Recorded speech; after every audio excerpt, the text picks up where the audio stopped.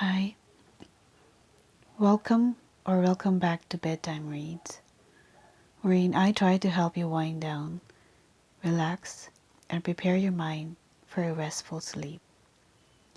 Think of everything that happened during the day that made you smile, and take a deep breath in.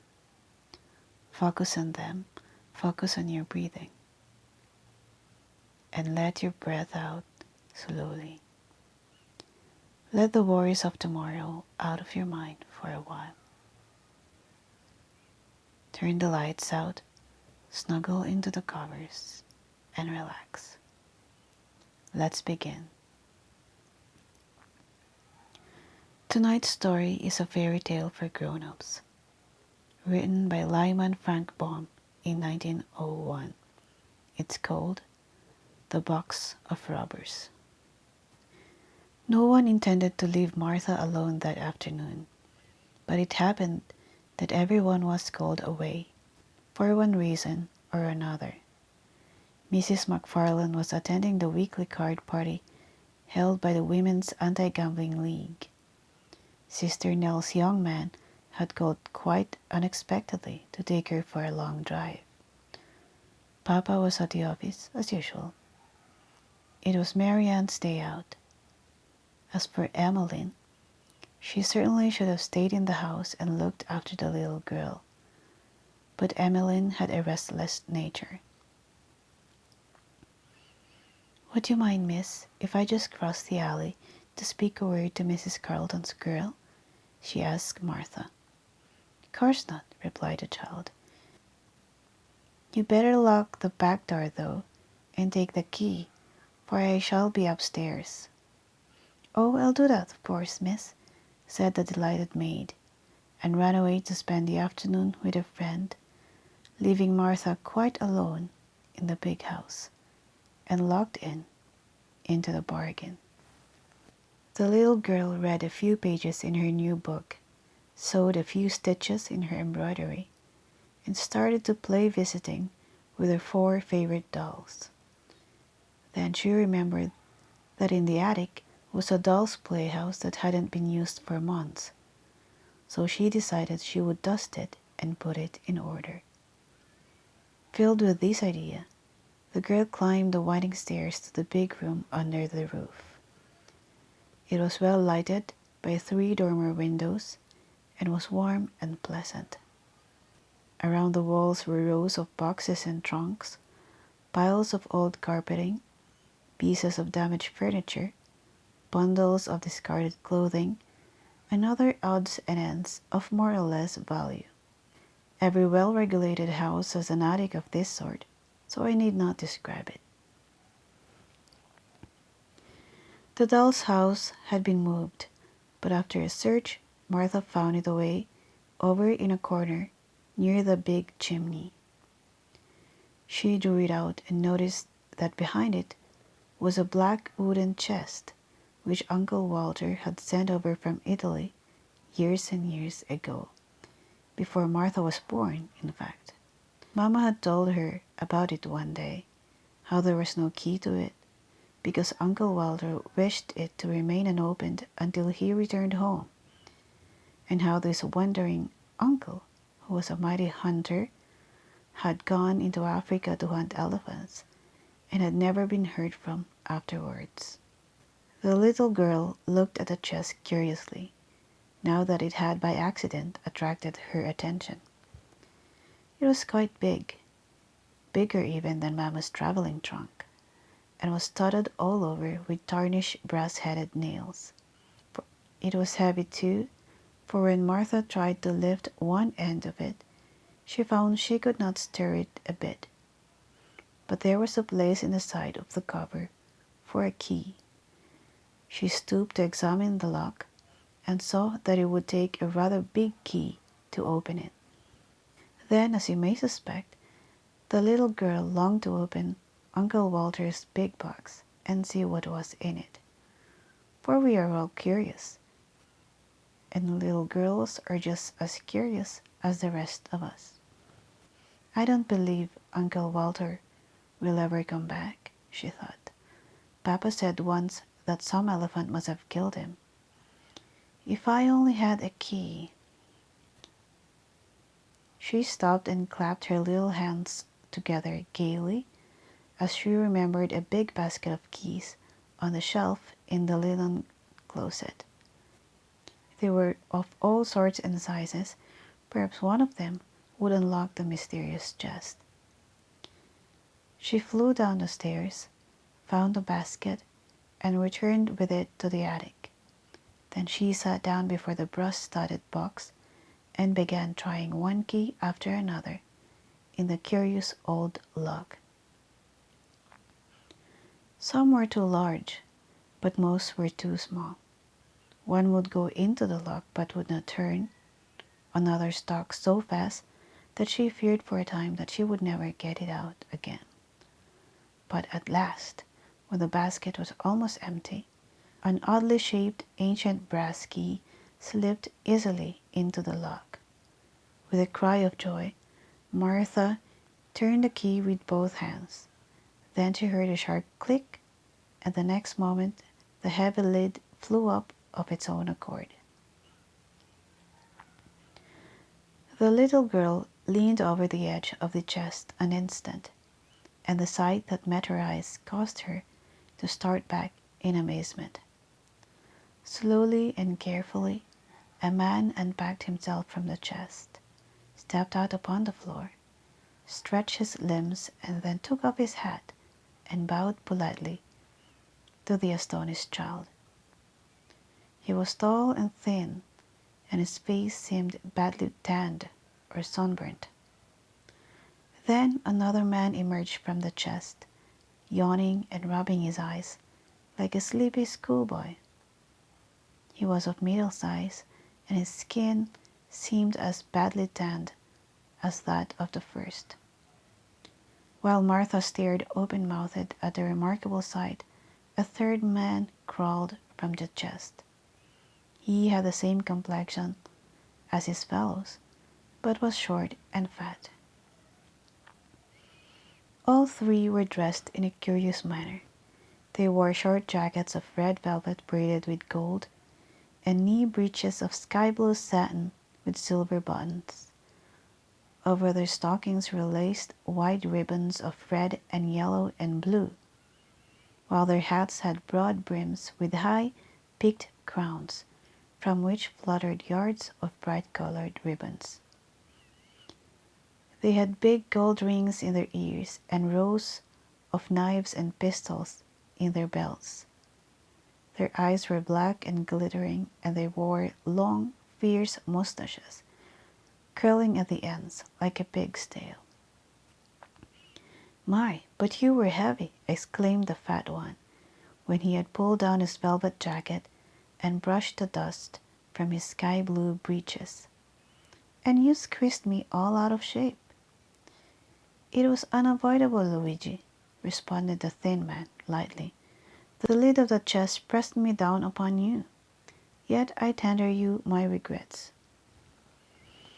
"As for me," said the middle-sized man, carelessly rolling a cigarette and lighting it, "you must acknowledge I have been your nearest friend for years, so do not be disagreeable." "You mustn't smoke in the attic," said Martha, recovering herself at sight of the cigarette.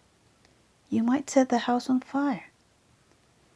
The middle-sized man, who had not noticed her before, at this speech turned to the girl and bowed. "Since a lady requests it," said he, "I shall abandon my cigarette," and he threw it on the floor and extinguished it with his foot. "Who are you?" asked Martha, who until now had been too astonished to be frightened. "Permit us to introduce ourselves," said the thin man, flourishing his hat gracefully. "This is Luigi." The fat man nodded. "And this is Benny." The middle-sized man bowed. "And I am Victor. We are three bandits, Italian bandits." "Bandits!" cried Martha, with a look of horror. "Exactly. Perhaps in all the world There are not 3 other bandits so terrible and fierce as ourselves, said Victor proudly. "'Tis so," said the fat man, nodding gravely. "But it's wicked," exclaimed Martha. "Yes, indeed," replied Victor. "We are extremely and tremendously wicked. Perhaps in all the world you could not find 3 men more wicked than those who now stand before you." "'Tis so," said the fat man, approvingly. "But you shouldn't be so wicked," said the girl. It's naughty." Victor cast down his eyes and blushed. "Naughty!" gasped Benny, with a horrified look. "'Tis a hard word," said Luigi sadly, and buried his face in his hands. "I little thought," murmured Victor, in a voice broken by emotion, "ever to be so reviled, and by a lady. Yet perhaps you spoke thoughtlessly. You must consider, miss, that our wickedness has an excuse, for how are we to be bandits, let me ask, unless we are wicked?" Martha was puzzled and shook her head thoughtfully. Then she remembered something. "You can't remain bandits any longer," said she, "because you are now in America." "America!" cried the 3 together. "Certainly. You are on Prairie Avenue, in Chicago. Uncle Walter sent you here from Italy, in this chest." The bandits seemed greatly bewildered by this announcement. Luigi sat down on an old chair with a broken rocker, and wiped his forehead with his yellow silk handkerchief. Benny and Victor fell back upon the chest and looked at her with pale faces and staring eyes. When he had somewhat recovered himself, Victor spoke. "Your Uncle Walter has greatly wronged us," he said reproachfully. "He has taken us from our beloved Italy, where bandits are highly respected, and brought us to a strange country where we shall not know whom to rob or how much to ask for ransom." "'Tis so," said the fat man, slapping his leg sharply.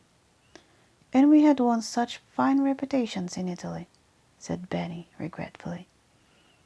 "Perhaps Uncle Walter wanted to reform you," suggested Martha. "Are there then no bandits in Chicago?" asked Victor. "Well," replied the girl, blushing in her turn, "we do not call them bandits." "Then what shall we do for a living?" inquired Benny, despairingly. "A great deal can be done in a big American city," said the child. "My father is a lawyer."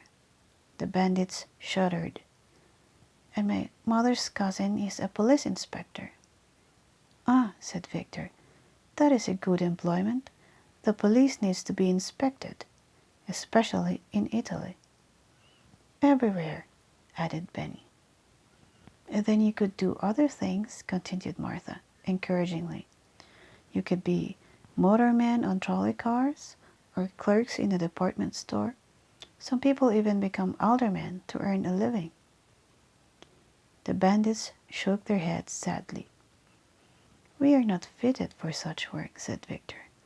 "Our business is to rob." Martha tried to think.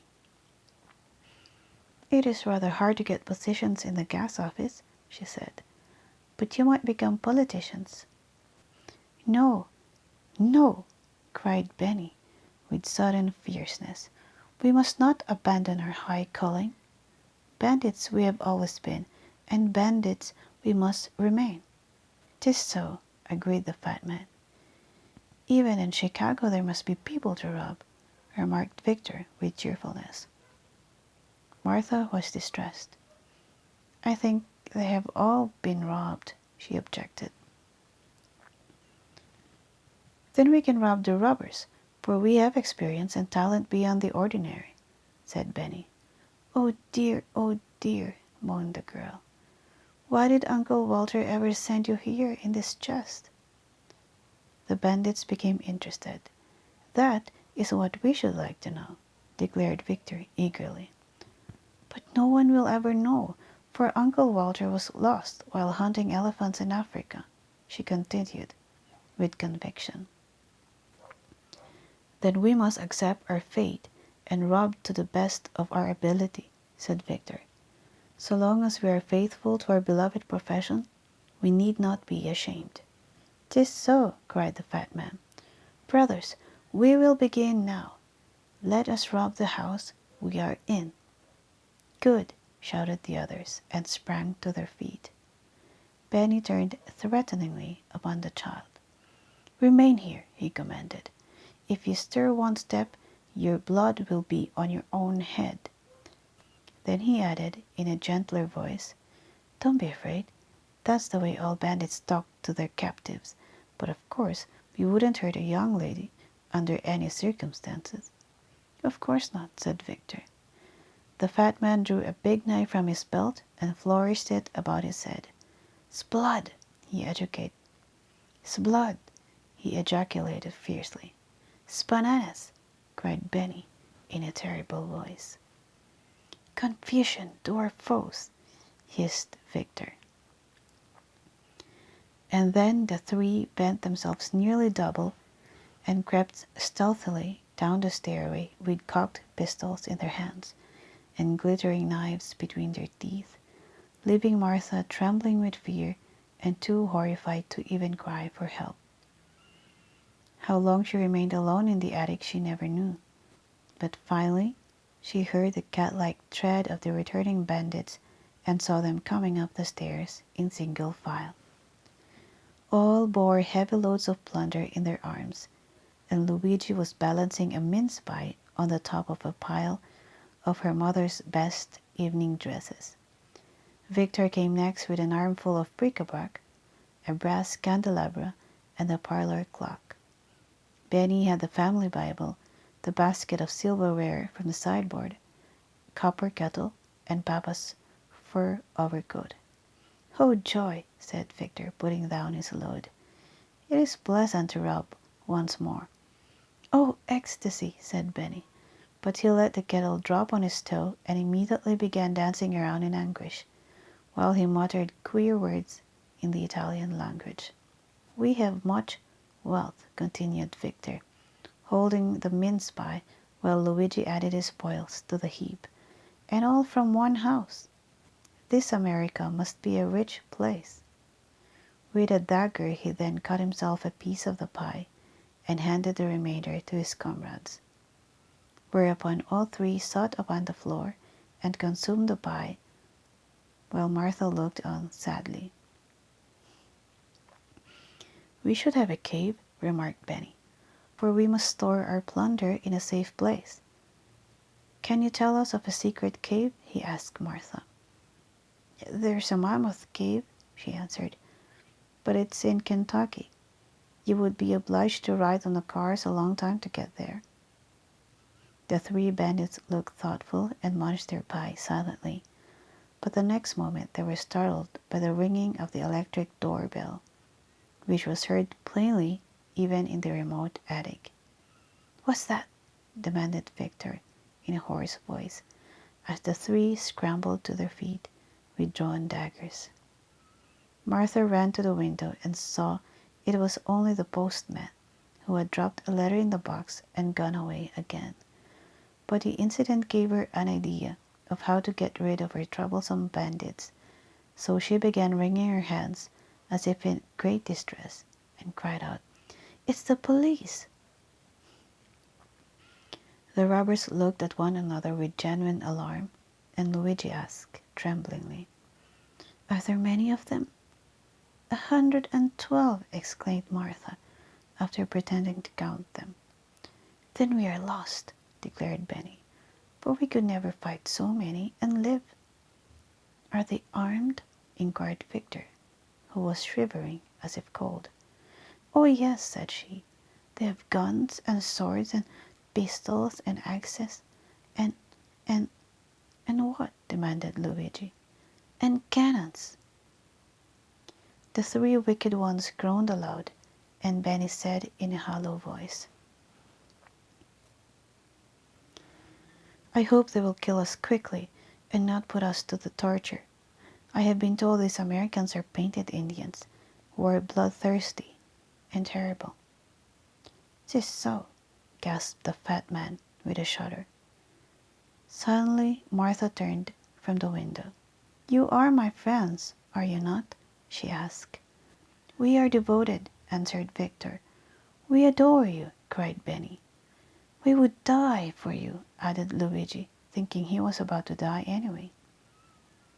"Then I will save you," said the girl. "How?"